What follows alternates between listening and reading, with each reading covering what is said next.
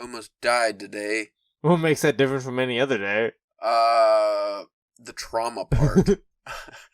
I was bench pressing 265 pounds, which isn't that heavy, but when I lifted it off the rack, I had it at the very peak, and right as it was about to descend, like literally maybe half an inch, my right wrist buckled for some reason, and I dropped it right on my neck. You see that red mark? It's not that bad, but down here on my chest it got it. But it dropped right on my throat, and I was just like, ah! And that was like my biggest fear in the gym ever. Like, I had anything to do. I was always like, I don't want to be that guy that ever drops the barbell on his neck. Yeah. And I did that today, and it was scary. That's why you never bench without a spotter. Shut up. No matter the weight. I don't care. You do, is that the ones you had the chains on too? No, luckily I took the chains off, and then I put more weight on. So, hit or miss, I guess. I don't know. More hit than miss. I wish it missed. I have a giant red blotch on my back. Mindy pointed out I didn't even notice because I guess because the one side went down, I still have my hand on the other side, so I kind of got folded off the side of the bench a little, and I think it. You probably got pinched or something. Yeah, it smarts. It hurts. But I did something cool though right after that. So I sat up with the weight and I was like, oh, and I threw it on the ground and I was a little mad. Mostly embarrassed. There's only one other guy in the gym. I was like, I hope he didn't see that. And I think he did, but he ignored it. Which kind of dick then, right? You could have been dead. There was a solid 5 seconds where I was under that thing on my neck. Like, oh, shit. How do you push it off your neck? Yeah. Like, your hands they don't go that high. Especially when you have that much weight. Yeah. You can't just like... It was like awkward, and I didn't want to throw it off to the side because I was next to like the equipment for the cameras, like the security system we have. So I don't know, they put a bench right there. Anyway, so I stood up with it and stuff, but then when I went to re-rack it, I was like, well, I'm not going to fucking also tear my biceps by trying to curl 265 pounds up and put it on the rack. But I didn't have clips on the side, so I picked it up enough to set it on the, I went to set it on the bench itself, and then I was going to take the weights off the side like a puss boy. Yeah. Instead, because I'm an idiot, I fucking tilted it a little bit, and the one side completely dumped off on the ground. The other side dumped off, and then it just like was real smooth though. So it looked like I did it on purpose. I was like swish, swish, and then I just put the barbell off and just start picking the weights and put them back on like I meant to do that. It was like I never looked that cool on purpose. Obviously, 5 seconds before that, I was not cool at all, as I was suffocating under the weight. I said, did you just not like a couple days ago, like a week or so ago, like post a video of you bench pressing and like have also failing? Yeah, like rather than like roll it into your midsection and stood up with it. Yeah, but that was just a regular bench fail. I just failed to lift the weight. This one actually fell on me. That was a little different. I almost pulled my hamstring, though. Like, I almost tore it off the bone when I sat up last time, because that was like 300-something pounds, which I never even attempted before by myself. So I was just like, yeah, I'll just sit up with that. Bad idea. Don't do that shit. I don't know. Get a spotter, I guess. Should probably learn. It's like 2 weeks in a row of accidents. The only other thing that could be worse than that is if it was a squat fail. Yeah. Where you got like 500 pounds on your back, and you're just like, I can't get up now. Yeah. That would suck. The only trade-off is with the spot is you have to be ready for that, like that nut stew. That good nut That's stew the worst, from your workout buddy. He's always extra sweaty. And wearing the sweatpants where the dangler's just hanging because he wears loose boxers. Like, ugh. That's better than wide open, like extra wide open basketball shorts. Or shorty shorts. Here's the problem, though. This kind of accident was one of those ones where the spotter would have been no help because he would have been holding the bar and it fell so fast he couldn't have caught it because it literally just fell. Yeah. Because I've seen a bunch of videos, which is why it's always my biggest fear. I've seen videos on YouTube of guys doing like way heavier weight than me, like actually kill you weight. Yeah. That probably could have killed me though if it fell, because it bounced like off my top of my like chest a little bit and then went on my neck. If it just went straight on my neck or my left hand also slipped off, I think it would have bbeen done. But I've seen videos of guys do that where like they go to, usually it's not when they're unracking it, it's when they're pushing up. Right before they go to re-rack it, because they do that suicide grip where their thumb's not wrapped, which is fucking dumb. I wouldn't do that. But it just slips all of a sudden and nobody has time to react and you just die, I guess. That's why they call it suicide grip. Yeah. But I wasn't doing a suicide grip and I still almost died. So whatever. That was my day. I'd imagine your day was a little better probably. I almost didn't see the new year. This episode will be out after the new year, but for anybody wondering, it is Tuesday? Tuesday, Yes, the 28th or 29th? 29th. Whatever fucking day it is of the week. It's not the new year yet. We got, hopefully not 367 more days till the new year, because even though it should be 2021, I don't know if it's going to happen. I'm wondering, do you think we're going to just roll over, or do you think we're going to go in an awful time loop and be back in March? I think it's going to go back to 19. And then you're going to have just that whole year of dread, like, oh, it's been in another year. I know what happens. It's going to do it again.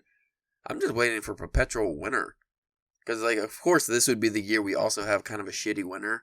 Though apparently any terrible winter we have is gone in 2 days. Yeah, it's 18 pounds of snow on my deck. 18 pounds. I don't know if it's inches. What, pounds? There's got to be way more than 18 pounds of snow. What do we get, though? We got probably a total of, like, 18 inches between the last couple snowstorms. Yeah. But they always melt between. Like, it would be just like a 70-degree day, melt everything, and then the next day it's a blizzard again. So, Pennsylvania for you. Weather broadcast brought to you by the Weather Channel, our new spot. No. Corn. Corn? Brought to you by Corn.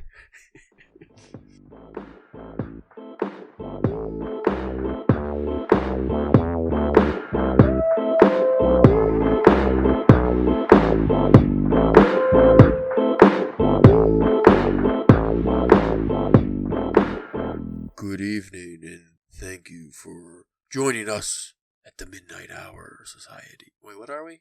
No, we're not the Midnight Hour Society. That's the secret one. Yeah. Welcome to the Drunken Pen Writing Podcast. Yes, this is the Drunken Pen Writing Podcast. I'm your host, Caleb James. And with me today, according to the map, Spencer, the Baghdad Butcher Church. Good one. Yeah. I landed on Baghdad, and you mentioned your butcher story earlier. It just fucking slapped together. It like works. A ham sandwich with a little bit of mayonnaise in between the ham and the bread. Sticky. Spencer, you love fantasy, right? So much. Hard fantasy. Yes. You read nothing but epic fantasy stories. The pointier the ear, the better. If my sarcasm wasn't apparent, Spencer does not read hard fantasy, neither do I. Though we have talked about kind of getting into that stuff, we just don't want to make the leap. And also, we should probably state what our reasons for not getting into fantasy are. For me, the highfalutin elves and fucking fairies and, like, the lore, there's too much. There's just too much. Too many characters. Like, I've been playing some RPGs, but if I thought about doing, like, a World of Warcraft, I don't think I could. I think it'd just be... Yeah. I think the problem with me, and I'm sure you might have this issue too, is once you get into that stuff, you're immersed in that world. Yeah. So you might get into a series, and then you're just in that series for a long time. Yeah, at least with the way my personality is, I would definitely just rabbit hole it, and that'd be all that You'd just be the fantasy guy. Yeah. The weird fantasy guy that sits in the basement and spells fairy with an E. Like, what is it, like F-A-E or whatever, however the Irish spell it. So that's kind of our issue with the fantasy genre. So not reading fantasy, really. What would it take you to read fantasy? Like, what themes or elements would you like to read in fantasy that might actually attract you to something? Just to start off, for me, one, it can't be super long. I'm not, no big series, no Lord of the Rings elfish language or whatever. Like, because didn't he create like a whole language for that? I think so, yeah. I don't want that. I want escapism, but I want something that I can, and I'm sure this is out there by the plenty. I just haven't looked. Because I've read some fantasy and fantasy-esque novels and stuff in my time, even some classic dragon slaying shit, but not anything that was more than like 300 pages. Most of the stuff I've read were like more pulpy stuff. So I wouldn't mind going into a little bit of a harder fantasy setting. But I just don't want, like I said, the immersion. I don't want something that's going to take up all my time and I'm really going to have to invest a lot. I just want to dip my toes in, you know? Enjoy it a little bit. See, I would like to see you try, because, like, I think I've dipped my toes a little bit farther in because, like, I read that Magician series because, like, I was a fan of the show on Sci-Fi. Well, we need to separate the fantasy, too, because when I think of fantasy, I'm just thinking of, like, maybe Lord of the Rings type stuff, and sword fighting and arrows and elves and shit, but the Magicians is not that. That's more like a Harry Potter side of fantasy, right? Kind of, but they also, like... because there's a magic school. There's like a Narnia kind of feel to it, to where they go to a magical. They can transport to a magical land where they have like talking animals and kings and stuff like that. Yeah, that would be more so fantasy. At different points in time, they kind, you know what I mean. They kind of weave that in and out of there. Is there a magic system, like a set magic system in place? Because a lot of fantasy does that, where they have, this is how things work, and we stick to these magical ways of working. And like they're not too difficult, and the show does a really good job of it just because it's physical, but of like it's a lot of hand and finger placement, like when you and like especially like in the show, like because they kind of use like they just have like basic like like offensive attacks like magic, and if you pay attention, you can see him doing like the same motion, like from one episode to another episode. But I mean, like even in the books and stuff, they do like a good job of like kind of explaining that stuff, and it's not too daunting, and it's very adult set because they're like a they're like a college age, or a little bit. They might even be a little bit older than. They might be even what's the after college, the postgraduate, something like that. Like what I mean. So they're a little bit older. The things that they can get into, and like drinking at the magical dorm and getting into trouble or having to try to learn magic while you're dealing with like a hangover. You don't really have like that kind of stuff in like the Harry Potter. Well, if I'm reading fantasy, I would definitely want it to be adult fantasy. I feel like where fantasy falls short for me, at least when it comes to and what's that popular, would be because it's for younger people. And then, so that may also, too, kind of fall into, like, the urban fantasy setting, too, which is, a little bit of a different animal, as well. I think that's a little bit of a newer genre, though, like a subgenre. I mean, I'm talking out my ass here, but I'm thinking that came out maybe, like, the 80s, like, started to become more popular. Because even, like, a Lord of the Rings, I feel like that's not really adult. Even though it is, because obviously back then I don't think he was writing, like, Tolkien wasn't writing for children. Yeah. Because those are very complicated books from what I understand. But I just don't think they're, like you said, I don't even just want drinking. I want some sucking, some fucking, some stabbing and gunning. Well, maybe not all that, but I want more adult things. What, does Game of Thrones fall into fantasy for you? Like, because it has dragons and they deal with like some magic and weird shit. Well, I haven't read Game of Thrones because he hasn't fucking finished it, and I didn't want to start something that's not going to have an end. Yeah, that would just infuriate me. From what I've heard from people who have read Game of Thrones, it's like, and I think I mentioned this in a previous episode, it's like a Dune. More of like a political type of deal with the fantasy elements, whereas Dune's the sci-fi elements. But I think that's kind of where the Game of Thrones goes. But I guess you consider that fantasy. See, I wish we had more experience reading this stuff. Like, my main experiences with fantasy. No gaming? Well, I mean, I guess you could do like Neil Gaiman and stuff. See, like that Stardust, I really like that, even though that was kind of a kid-friendly book. And that had like high adventures, but that's a single story. And, I don't know, what, 200-300 pages or something. That's exactly what I'd look for if I go for a fantasy, would be something like that. Like I said, I'm sure there's a lot out there. I just haven't really looked. Now, would Alice in Wonderland? I like the first Alice in Wonderland. But I mean, does that fall into the fantasy category? But that's kid fantasy. And I liked Alice in Wonderland enough. I bailed on Through the Looking Glass because it starts off with fucking chess. And now I'm not just talking like in the movies where you see the chess scene. Yeah. No, he's describing how you play chess. And I was like, this is fucking boring. Not reading this anymore. But you would fly through that now after getting through Moby Dick. Oh, that would give you no problem whatsoever. Fuck, I would be happy to read that over Moby Dick. Like I was saying earlier, my experiences, like my early experience with fantasy, besides some like old video game RPGs, was Magic the Gathering. Yeah. I played that for a little bit. My cousin introduced me, and I had the cards, and I went and played and learned how to do it. And I ended up stopping. One, because it was really fucking expensive. Oh, yeah. Especially as a kid, like an actual kid, like an 8-year-old or however old, I was. So I got a bunch of decks and stuff, and then I got really into it.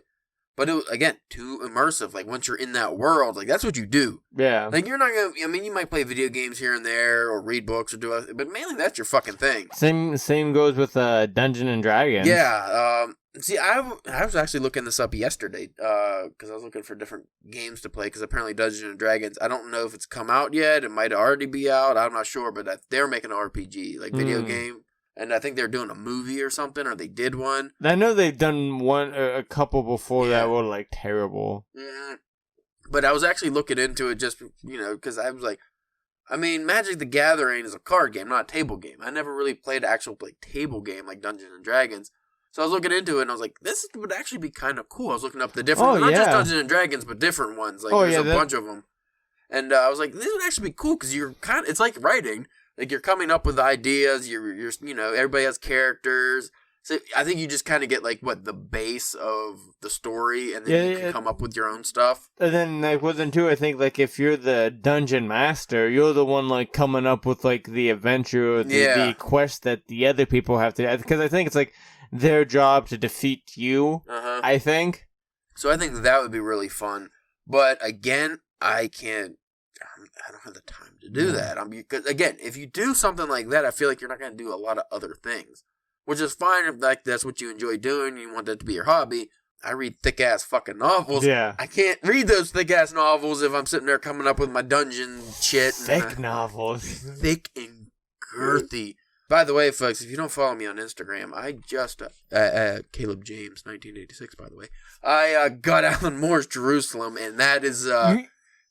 When I bought it, Colin was like, you could murder a man with that. And I was like, yeah, I could. And it's a soft cover. It's a soft cover, and you can murder a man. You should definitely... I did not want to get the hard cover. Could you imagine? You should throw that on the scale and see how much that thing is. That's got to be 5 pounds at least. I don't know what I'm going to tackle that motherfucker. But I think that's fantasy, maybe. A lot of magic and shit. The magic system.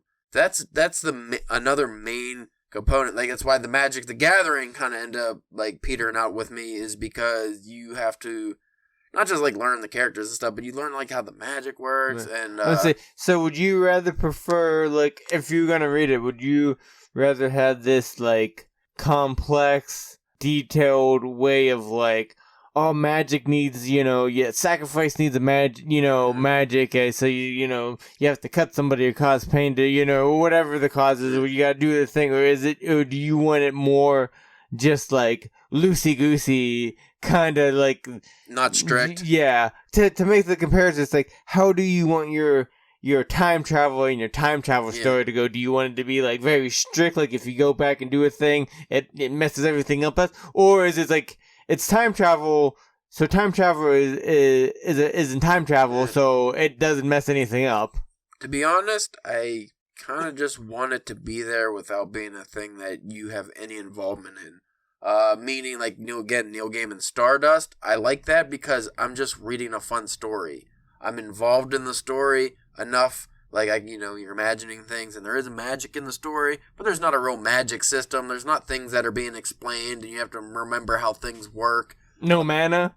Yeah, I don't know mana, no fucking HP, just a fun story of some fucking elves and wizards and shit, or whatever's in there. Well, that's you hear, Terry from the Dead Robot Society podcast, he reads RPG novels, and I'm just how does that even work?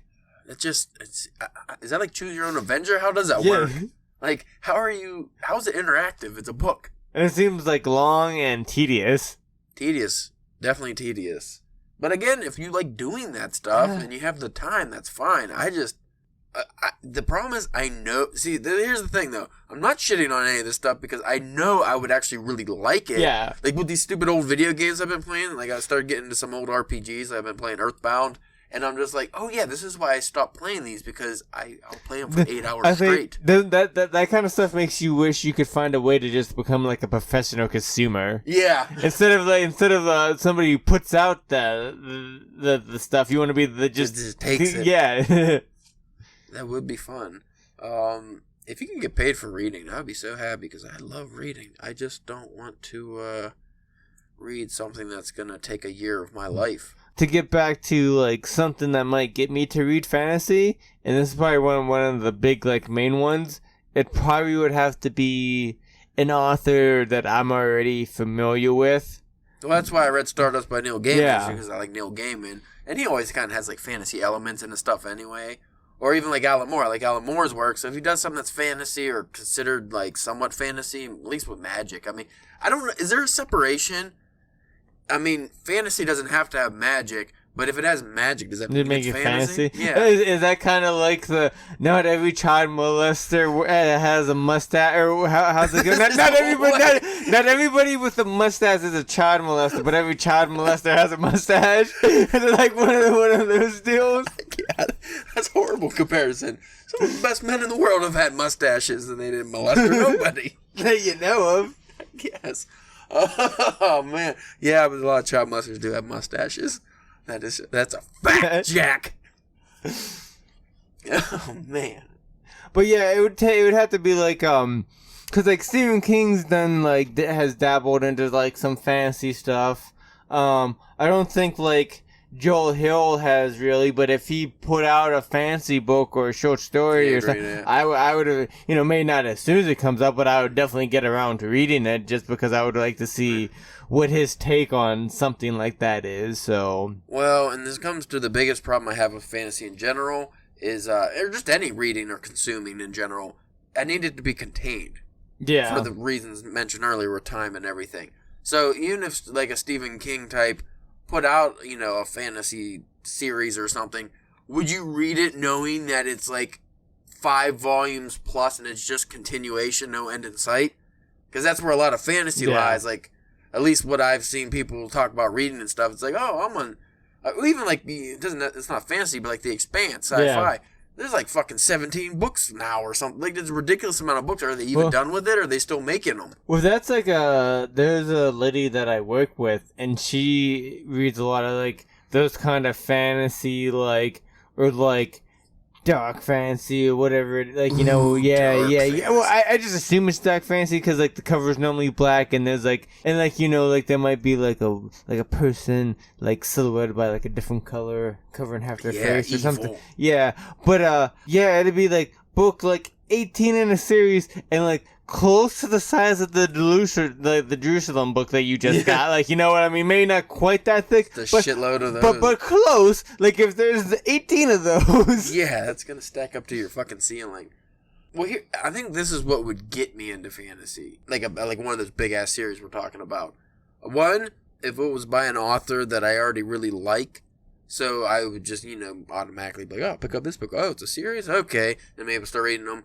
But mainly, if I jumped on board on the first one, which I would be more likely to do if it was an author I liked already. So I buy the first one, and then they make a second one, and then a third one. It's just a continuation. So, like, if you just happened to be there when the first book came out... Yeah. Instead of, like... It wouldn't seem as daunting, but when you look at The Expanse, and you're like, oh, I like the show, let me read the books. Oh, there's 50 of them. Yeah, I don't want to do that. Or like Dune. I read the first Dune, which I like, but then I was like, there's 15 Dune books. I don't want to fucking read all these. But if I when Frank Herbert wrote Dune, if I was like, oh... What's this new book? Dune? Yeah. Oh, that's really good. Oh, he's making a second one. Oh, there's Dune 2, which I don't... That's probably not the name of it, but that's what I like to think. Who knows how long these will go? He probably won't write them that long. And then you just kind of go with it, like movies. But, like Fast and Furious even. Oh, you watch the first Fast and Furious, and then you just kind of went along for the ride with all 12 or 15 of them. But, if you just started now, I never watched a Fast and Furious movie in my life. How many are there? Yeah, I think I'll just say I missed that whole thing. I don't need to do that. Now, there's other people who are the opposite. They're like, yeah, I like a series complete, and then I get into it. What about if it's like a larger series, but you know that it's done, instead of like a larger series that go like Stephen King's Dark Tower series? It is 7 books. See, then I would be into it because I would know the end is there, and I could be like, okay, this is the amount of time I'm willing to invest in this, and if I like it, I'll obviously get something out of it. That's fine. The main thing is just ongoing series. Yeah. That's what gets me, is if you jump in late on an ongoing series, that's way many fucking books in. You're like, that's... Did you ever hear about the, it was like, I forget if it was like the 3rd or 4th book in the series, but like he finished writing it like on this huge like cliffhanger, and then it didn't come back for years. See, that would be awful. And then when then you gotta reread the book too. And then when it did come back, it was a flashback. Most of the next book was like a flashback to his youth. This was Stephen King who did this? Yes. What a shitty writer. What a fucking hack. Who reads that guy? Nobody. Nobody here likes that guy. Marx. That's who. Marx. So, in summation, I am indifferent on fantasy. Yeah, not against it. Not really for it. Just indifferent. If a fantasy book comes along and it's a self-contained story, or maybe 2 or 3 books, but it has an end, I would be willing to get into it. Would you throw the hike into into fantasy? Absolutely not. No? I don't know. Maybe. There's a lot of adventure in. Yeah. Actually, honestly, if you want to talk about RPGs, that kind of felt like one, even though it obviously wasn't, but it kind of felt like one because you had multiple characters and then you split off, and that was a quality book. So, what fantasy would you want to read or have thought about reading? Lord of the Rings obviously comes to mind. You never. I didn't like the movies. Yeah. Let me rephrase that. It's not that I didn't like the movies. I just want to give a fuck. Yeah. I watched them. I was like, oh, that's good, I guess. It was just like one of those things. Like, I don't know. I mean, does it matter? When people say Lord of the Rings names, it's not fucking Frodo or Sam. Yeah. I'm like, who? Like, who's that other guy? Like Queefnog. Is there a Queefnog? There might be a Queefnog. But Cumlord? Is that one? See, I think I got Lord of the Rings confused with a different kind. Like I think it was like Lord of the Cock Rings or something. It was like a different series. See, at first I'd always say like I would maybe want to try like I was never a big fan of the movies, but I was like maybe I would try like the Lord of the Rings books, like, you know, like the first, just to see what it was like. But then I think now, as I've grown as a reader, I'm just like, no, I don't think I would be into it. Well, even when you go into fantasy movies, I feel like I don't watch a lot of fantasy movies. Like A Princess Bride, those kind of movies I really like. But those are, I mean, they're fantasy adventure, I guess. That was what those would be. But because wouldn't that again with the adventuring part definitely, but like Conan would kind of fall into like the fantasy kind of like. Well, like sword and sorcery itself is a fantasy genre. Yeah, I think I'm more towards the sword and sorcery type of stuff. Because that's another different thing about like how fantasy and like sci-fi really mirror each other in a lot of ways, and like one of those ways is. There's so many different splinter and side sections and genres, and within each genre, like... because do like werewolves and like vampires and shit can fall in fantasy depending on how it's written? It could be horror, fantasy, sci-fi, like they can go in anywhere. Like when it comes down to it, I'm just a guy that likes a good stabbing and ass grabbing. Like that's what I want in my stories: a good stabbing and ass grabbing. If I get just one of them, I'm happy. If I get both of them. Ooh, yeah. And then if it happens at the same time... Hell yeah, stab you and ass grab you. Thumb goes in the middle. Get stabbed in the ass. Ooh, nasty. With your flesh sword. So now that we're being perverted, what about fuck books? No, that's a different episode. We do need to do that episode, though. Actually read a book full of sexual exploits by, I would prefer hetero white people. I want Middle Eastern lesbians. Yeah, it's probably a market. It's a market for everything. Is the heater getting louder? I think it is. Like it's been on, but I feel like it got louder. Roaring to life. It's like wrap it up. We're only 30 minutes in. Fuck. It doesn't like fantasy either. You son of a bitch. I would. You know what? That's actually something I want to look up.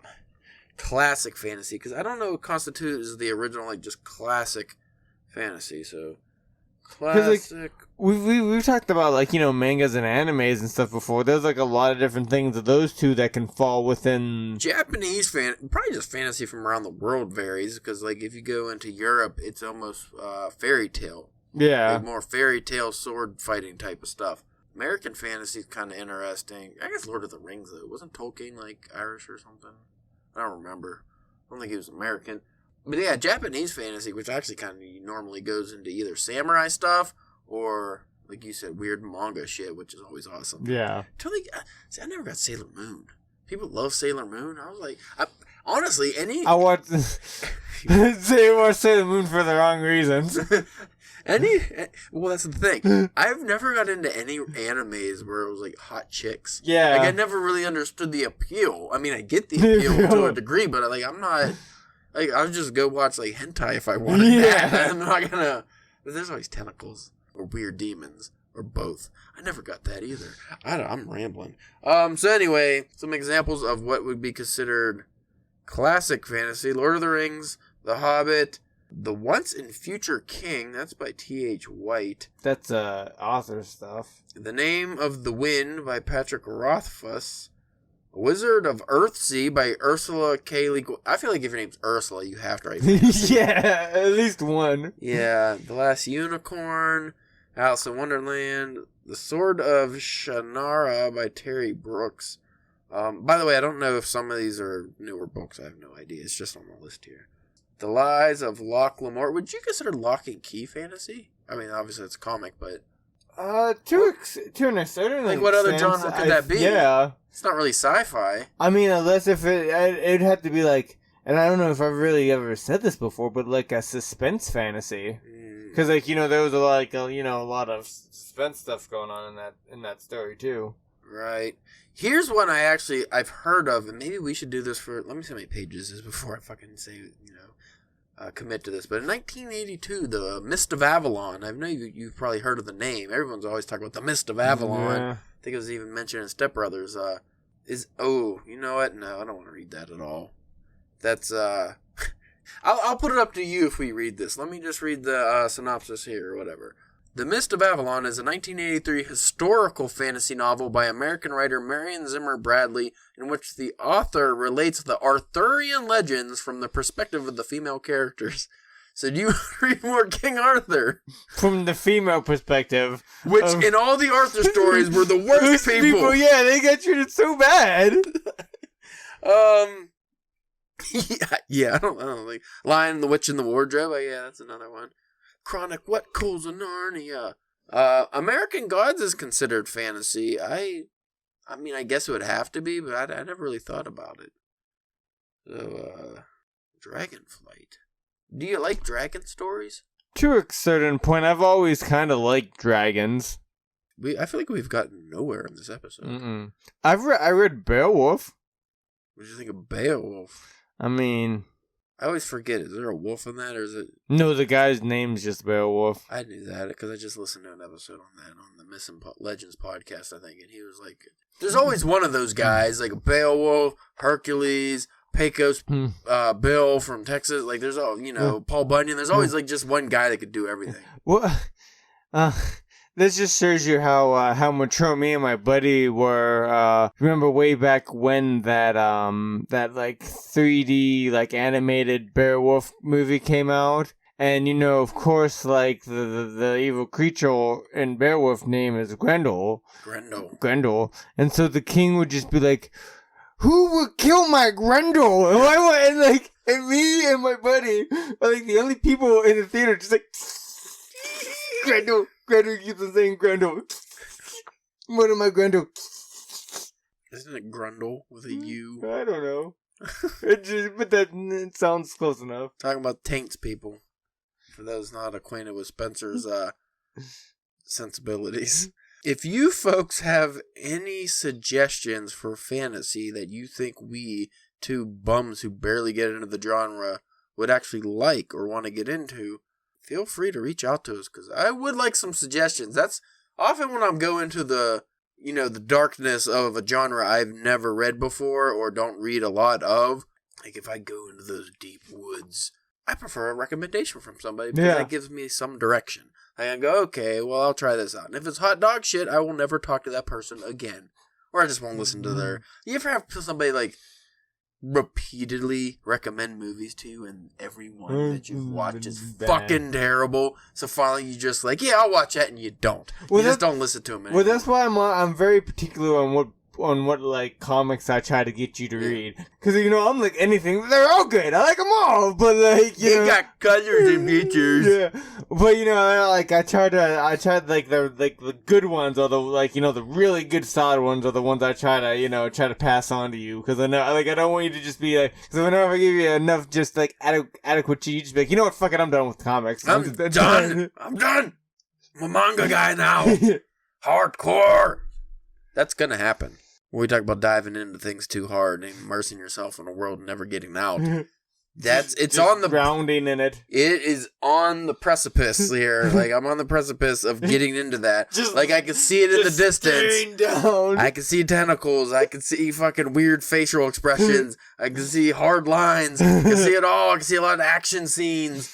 Fast cuts. I was able to subdue that a bit by watching some animes, and that kind of brings it back. But you can only watch some animes if you're like, I wonder what the original story's like. Yeah. That Vagabond is what's going to do it for me over there when I get into all 12 of those volumes. I know we've been through this a lot, but is that it, or is there more? I don't need to know. I think that's all I can find. Okay. That's another thing that sucks about trying to get into manga or any kind of Japanese fiction even, is that you don't always know, like especially with animes too, you don't always know if that's it. Because sometimes some of it just doesn't get over here. Like there's a lot of books, like the Yukio Mishima, who's been dead for fucking 80 years now. I found out there's some books that he's written that I just can't get unless I can read Japanese. Because it just hasn't been translated. Yeah, it's only in Japanese. Or like Haruki Murakami, some of his work didn't get translated until like 10 to 20 years after the book was released. I'm like, fuck, that sucks. Yeah. Like, so there could be some awesome fucking mangas out there that we can't read because they're not in English. Or animes that haven't been dubbed or even subtitled or whatever. Yeah. I don't know if you know this, but Japanese is really hard to learn. I just would like watching you just mess around with it just is... I just found out that they'll throw in a random squiggly in the middle of a word and just adds an extra letter. Oh, yeah? The same letter. So, like, say a word is, I don't know, Kika, K-I-K-A. That would just be like the K-I symbol and then the K-A symbol, which is two hiragana symbols. Yeah. But if you throw the half swirly thing in the middle, it just adds another K. So it would be Kika. Like, it just extends it, but that changes the word. But it sounds the same. It sounds like the same exact word, just said a little slower, but it's a completely different word. So I'm like, yeah, if I fucking went to Japan and somebody just said a word and I, was like, hey, how you doing? And they're like, they said something. They could be saying, hey, what's up? Or they could be saying, fuck you. And I wouldn't know the difference. I guess. That's probably very stupid of me. Anyway, check us out on drunkenpenwriting.com for the new year. We'll probably post some stuff. And yay. I do got a bunch of stories and stuff that I'm supposed to be putting out. I just haven't, even read them yet. I might do that this weekend. If you want to follow us on Twitter, you can at DrunkPenWriting, Instagram and Facebook at DrunkenPenWriting, and check out the old YouTube. I'm sitting on a recommendations video I've not edited yet, and I just don't feel like doing it. It went long. It's like a review. I almost kind of just want to reshoot it so it'll be way shorter. Those are very hard to film because you have to know what you're saying. You have to know words. And I get excited about books, but then I just kind of like... And then there was the part where the guy, he did the stabbing, and... But so it's just like, do you want to, like, review it, or are you... My problem is I don't like to give spoilers. Yeah. Because I don't like...